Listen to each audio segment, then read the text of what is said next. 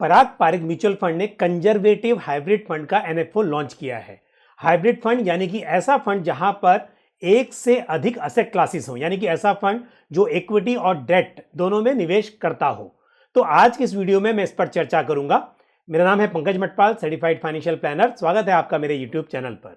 सेबी की गाइडलाइन के हिसाब से कंजर्वेटिव हाइब्रिड फंड में 75% टू 90% एलोकेशन डेट इंस्ट्रूमेंट्स में होता है और 10% टू 25% इक्विटी और इक्विटी ओरिएंटेड इंस्ट्रूमेंट्स में निवेश किया जाता है। तो बेसिकली ऐसे इन्वेस्टर्स जो कि स्टेबल रिटर्न्स की एक्सपेक्टेशन रखते हो और थोड़ा बहुत ये उम्मीद करते हो कि पोर्टफोलियो में इक्विटी भी रहे और एक ही फंड में सब कुछ मिल जाए, उनके लिए इस तरह का कंजर्वेटिव हाइब्रिड फंड सुटेबल हो सकता है। तो यदि आप 3 साल या उससे अधिक समय के लिए इन्वेस्टमेंट करना चाहते हैं और आप समझते हैं कि फिक्स डिपॉजिट में जो इंटरेस्ट है अब वो बहुत कम हो गया है, तो फिक्स डिपॉजिट के मुकाबले थोड़ा सा पोस्ट टैक्स रिटर्न्स जो हैं वो बेहतर मिल सके, तो इस तरह के फंड में निवेश करने के बारे में सोचा जा सकता है। तो इस कैटेगरी में ये कोई पहला फंड नहीं है, पहले से बहुत सारे फंड हैं और ऐसे में पराग पारिक म्यूचुअल फंड ने ये स्कीम लॉन्च की है। तो जैसा मैंने बताया कि सेबी की गाइडलाइन के हिसाब से एक कंजर्वेटिव हाइब्रिड फंड में इक्विटी या इक्विटी रिलेटेड इंस्ट्रूमेंट्स में 10 टू 25% एलोकेशन होना चाहिए और साथ ही 75% टू 90% एलोकेशन डेट इंस्ट्रूमेंट्स में होना चाहिए। पराग पारिक ने यहां पर एक चीज और ऐड की है, यानी कि 10% तक टोटल एसेट का एलोकेशन REIT या इनविट में हो सकता है। REIT यानी कि रियल एस्टेट इन्वेस्टमेंट ट्रस्ट और इनविट यानी कि इंफ्रास्ट्रक्चर इन्वेस्टमेंट ट्रस्ट। ये REIT बेसिकली ये भी म्यूचुअल फंड की तरह ही काम करता है और यहां पर जो पूरा पैसा कलेक्ट किया जाता है इन्वेस्टर से, उसको रियल एस्टेट में इन्वेस्टमेंट किया जाता है। और इसी तरह से इनविट यानी कि इंफ्रास्ट्रक्चर इन्वेस्टमेंट ट्रस्ट का भी यही ऑब्जेक्टिव होता है, यानी कि इन्वेस्टर से मनी पूल करके कलेक्टिवली उस पैसे को इंफ्रास्ट्रक्चर प्रोजेक्ट में इन्वेस्टमेंट करना और वहां से रिटर्न्स जनरेट करना। तो इसके बारे में मैं कोशिश करूंगा कि अलग से REIT और इनविट के बारे में वीडियो बनाकर आपको जानकारी दूं, लेकिन यहां पर कहने का मेरा ऑब्जेक्टिव यह था कि एक ही स्कीम में आपको 3 तरह के एसेट क्लास मिल रहे हैं। मतलब आपको इक्विटी में निवेश करने का मौका भी मिल रहा है, आप डेट या मनी मार्केट इंस्ट्रूमेंट्स में भी इन्वेस्टमेंट कर रहे हैं और साथ ही आपको मौका मिल रहा है रियल एस्टेट में इन्वेस्टमेंट करने का। पराग पारिक कंजर्वेटिव हाइब्रिड फंड का एनएफओ 21 मई तक खुला हुआ है। इसमें मिनिमम 5000 से शुरुआत की जा सकती है और उसके बाद 1 रुपी के मल्टीपल्स में आप कितना भी इन्वेस्टमेंट कर सकते हैं और एडिशनल परचेज के लिए मिनिमम 1000 रुपीज और उसके बाद 1 रुपी के मल्टीपल में इन्वेस्टमेंट किया जा सकता है। यदि आप इसमें SIP करना चाहते हैं तो मंथली SIP मिनिमम 1000 रुपीज की है और मिनिमम 6 इंस्टॉलमेंट्स की SIP आपको करनी होगी। इसमें डायरेक्ट और रेगुलर दोनों प्लान अवेलेबल है और साथ ही ग्रोथ और इनकम डिस्ट्रीब्यूशन कम कैपिटल विड्रॉल का ऑप्शन भी अवेलेबल है। और इनकम डिस्ट्रीब्यूशन कम कैपिटल विड्रॉल में आपके पास मंथली री इन्वेस्टमेंट और मंथली पे आउट का ऑप्शन भी अवेलेबल है। तो आपको इसमें से चूज करना है कि आपके लिए क्या सुटेबल रहेगा। लेकिन यदि आपको लिक्विडिटी की जरूरत नहीं है तो मेरी सलाह यह होगी कि आप ग्रोथ ऑप्शन सिलेक्ट करें। इस स्कीम में कोई भी एंट्री लोड एप्लीकेबल नहीं है, लेकिन यदि आप 365 डेज से पहले एग्जिट करते हैं तो उस केस में फर्स्ट 10% यूनिट्स आप बिना किसी एग्जिट लोड के रिडीम कर सकते हैं। लेकिन यदि आपको 365 डेज के अंदर 10% से अधिक यूनिट्स रिडीम करने की आवश्यकता पड़े तो उस केस में आपको 1% एग्जिट लोड बेयर करना होगा। एक्सपेंस रेशियो भी यहां पर काफी रीजनेबल है। यदि आप डायरेक्ट प्लान में जाते हैं तो ये एक्सपेंस रेशियो 0.30% है और रेगुलर प्लान में एक्सपेंस रेशियो 0.60% रहेगा। अब बात करते हैं इस स्कीम में एप्लीकेबल कैपिटल गेन टैक्स की। ये क्योंकि एक नॉन इक्विटी स्कीम है, यहां पर इक्विटी एलोकेशन 65% से कम है, इसके लिए यहां पर नॉन इक्विटी स्कीम्स पर जो टैक्स एप्लीकेबल होता है वो यहां पर इस हाइब्रिड स्कीम पर होगा।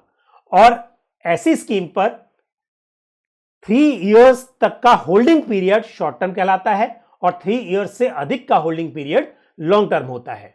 तो शॉर्ट टर्म कैपिटल गेन जो होगा वो आपकी इनकम में जुड़ जाएगा, यानी कि आपकी इनकम पर जो भी टैक्स एप्लीकेबल होगा आपकी इनकम के हिसाब से 5% से लेकर 30% या उसके ऊपर सरचार्ज, तो वो आपको यहां पर इस कैपिटल गेन पर भी चुकाना होगा। लेकिन यदि आप 3 साल से अधिक होल्ड करने के बाद यहां से एग्जिट करते हैं, यूनिट्स को रिडीम करते हैं, तो जो भी लॉन्ग टर्म कैपिटल गेन होगा उसके ऊपर 20% के रेट से long term capital gain tax applicable होगा। और जैसा आप जानते हैं कि जब भी कोई टैक्स लगता है, इनकम टैक्स की हम बात करते हैं, तो उसके ऊपर 4% हेल्थ एंड एजुकेशन सेस भी एप्लीकेबल है। तो इस केस में 20.80% का long term capital gain tax applicable होगा। लेकिन एक बात ध्यान रहे कि यह सब होगा इंडेक्सेशन के बेनिफिट के बाद। तो ये सबसे बड़ी बात जब हम बात करते हैं टैक्स की किसी म्यूचुअल फंड में फिक्स डिपॉजिट के मुकाबले में, तो बेहतर यह होता है कि यहां पर क्योंकि आपको इंडेक्सेशन का बेनिफिट मिलता है जिसकी वजह से आपकी टैक्स लायबिलिटी कम हो जाती है। और इंडेक्सेशन के बारे में आपको जानकारी है कि इन्फ्लेशन के हिसाब से आपकी जो कॉस्ट वैल्यू होती है वो एप्रिसिएट हो जाती है। तो इस हिसाब से जब आप टैक्स कैलकुलेट करते हैं तो आप पूरे कैपिटल एप्रिसिएशन पर टैक्स कैलकुलेट नहीं करते हैं, बल्कि जो नेट कैपिटल गेन होता है इंडेक्स को अप्लाई करके उसके ऊपर आप टैक्स पे करते हैं। तो एक्चुअली ये देखा जाए तो आपके टोटल एप्रिसिएशन जो टैक्स होता है वो काफी कम हो जाता है।